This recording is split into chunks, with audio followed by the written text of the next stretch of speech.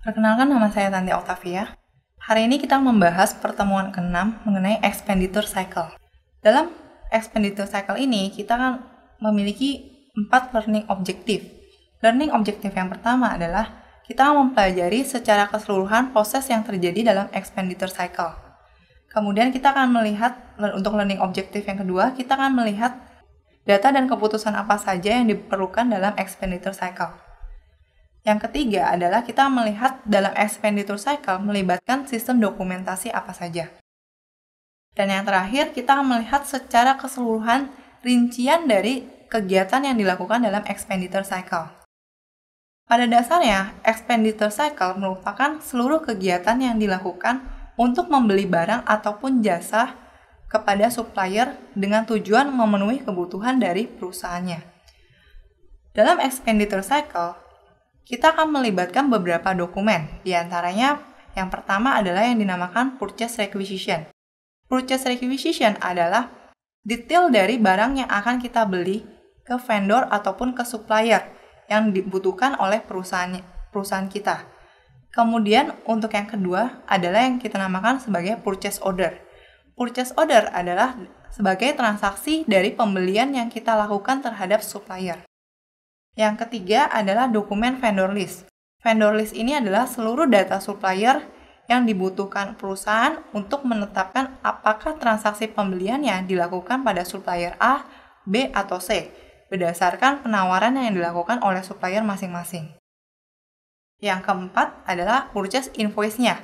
Nah, invoice ini yang diberikan dari vendor ke perusahaan sebagai penagihan terhadap transaksi pembelian yang telah dilakukan. Kemudian ada juga yang dinamakan dokumen good packing slip, di mana dokumen ini adalah dokumen pengiriman barang yang dilakukan oleh supplier ke perusahaan. Dokumen selanjutnya, dokumen yang keenam adalah receiving report. Receiving report adalah dokumen penerimaan dari barang-barang apa saja yang diterima dari supplier tersebut. Yang terakhir adalah remittance advice, yang merupakan bukti pembayaran dari perusahaan ke supplier. Dalam proses operational expenditure cycle akan melibatkan beberapa data, di antaranya data inventory. Inventory adalah data dari barang yang akan dibeli ke supplier berdasarkan stok yang tersedia di gudang. Kemudian, data kedua yang dibutuhkan dalam expenditure cycle adalah supplier data. Supplier data adalah list mengenai supplier mana saja yang menjual barang yang kita perlukan. Kemudian adalah purchase order data. Purchase order data adalah data dari pembelian yang kita lakukan terhadap supplier. Dan yang terakhir tentunya adalah account payable data. Account payable data memuat seluruh hutang yang kita lakukan ke supplier. Dalam expenditure cycle juga terbagi menjadi 4 proses utama. Pertama adalah proses menentukan barang apa saja yang kita akan beli dari supplier tersebut. Dari seluruh divisi akan dikumpulkan kira-kira barang apa saja yang dibutuhkan oleh masing-masing divisi untuk diajukan ke supplier.